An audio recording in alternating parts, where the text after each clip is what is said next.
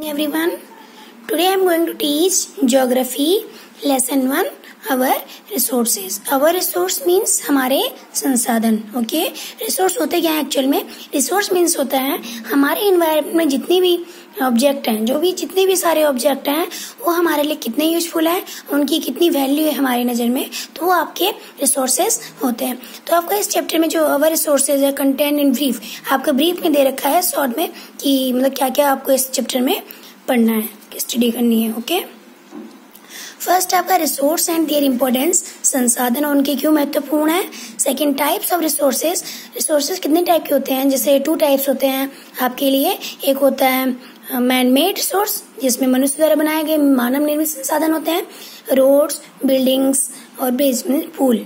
Okay, and एक होता है नेचुरल रिसोर्सेज. नेचुरल रिसोर्स में क्या होता है जो आपके गॉड गिफ्टेड है, गॉड द्वारा बनाए गए हैं, जैसे लेक्स हो गया, रिवर हो गया और आपका फॉरेस्ट हो गया, प्लांट्स हो गए, ये आपके नेचुरल रिसोर्सेज हैं. ओके, देन उसके बाद आपको पढ़ना है रिसोर्सेज प्लानिंग, मतलब हमारे रिसोर्स के लिए क्या क्या प्लानिंग बनाई गई है. Okay, and fourth conservation of resources, संसाधनों का संरक्षण किस तरह कैसे करना चाहिए.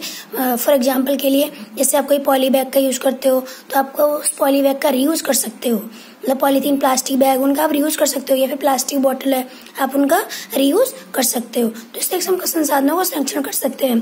5 सस्टेनेबल डेवलपमेंट. सस्टेनेबल मीन्स होता है सतत विकास, सतत डेवलपमेंट. ओके, तो सस्टेनेबल डेवलपमेंट मीन्स होता है ऐसा डेवलपमेंट जिसमें आप अपने लिमिटेड रिसोर्स को लेके आप प्रेजेंट में यूज तो कर ही रहे हो, लेकिन आपको फ्यूचर में भी उसको ध्यान में रखना है.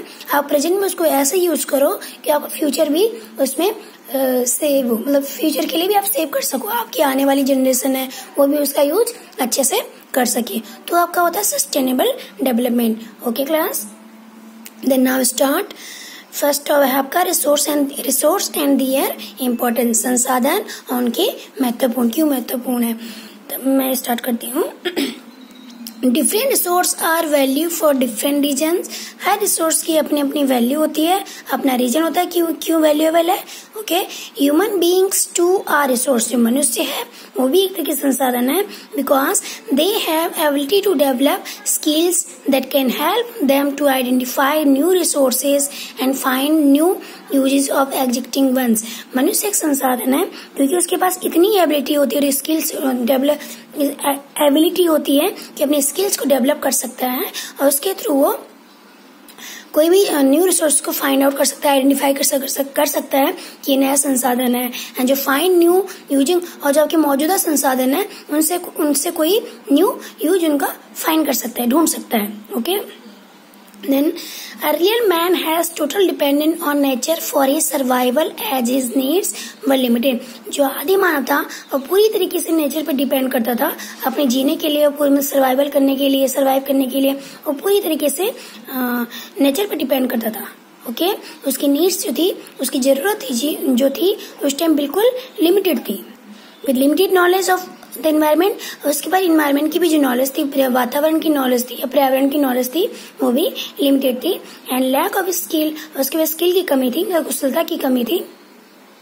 He found a few things of the environment used to fulfill his needs. वो जितनी भी थोड़ा बहुत एनवायरमेंट जो भी उसे few things मिलती थी उसी में वो सेटिस्फाई होता था, मतलब उसी में उसकी नीड कंप्लीट हो जाती थी, अपनी नीड को पूरा करता था. ठीक है, for example man lived in forest by gathering. जो मैन था वो जंगल में रह के इकट्ठा फल फूल पत्ते इकट्ठा करता था. And hunting animals provided him with food and leaves of them. The tree provides him were clothing.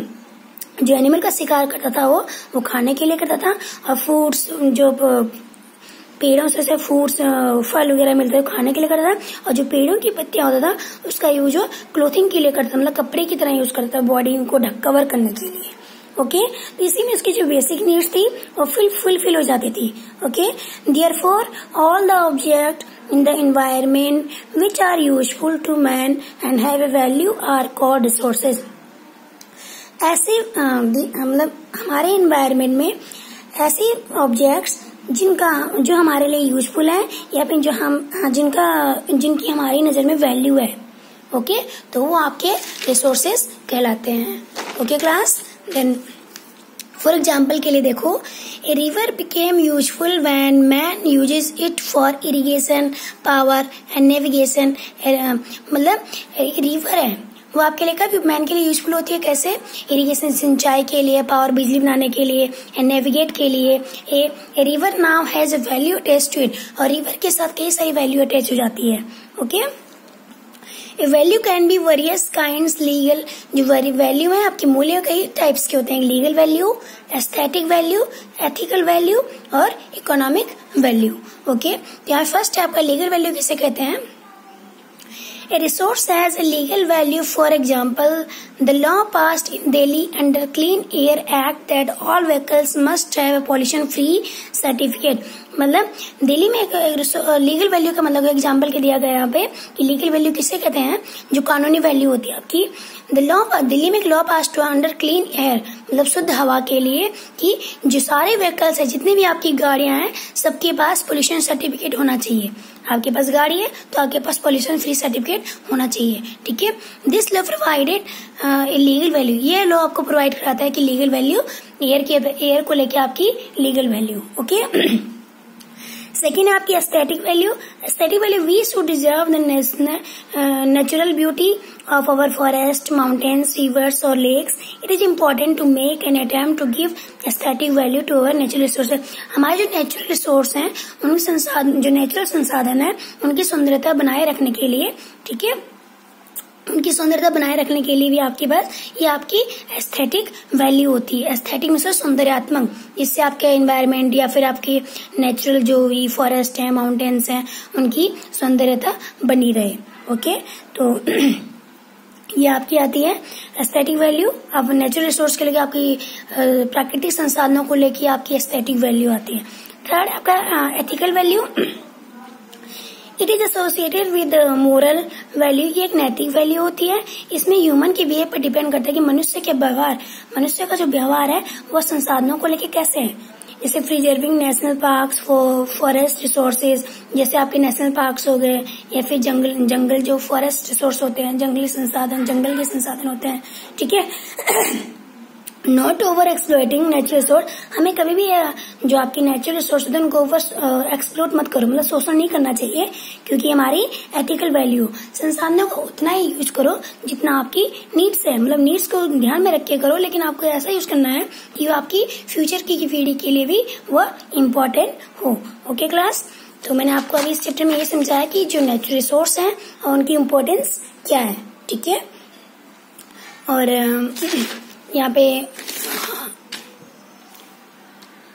Okay class, तो रिसोर्स एंड देयर इम्पोर्टेंस मैंने आपको इसमें समझाया। इसमें वैल्यू कौन कौन सी होती है। ओके क्लास, जैसे लीगल वैल्यू, एस्थेटिक वैल्यू और ethical value. Okay, thank you.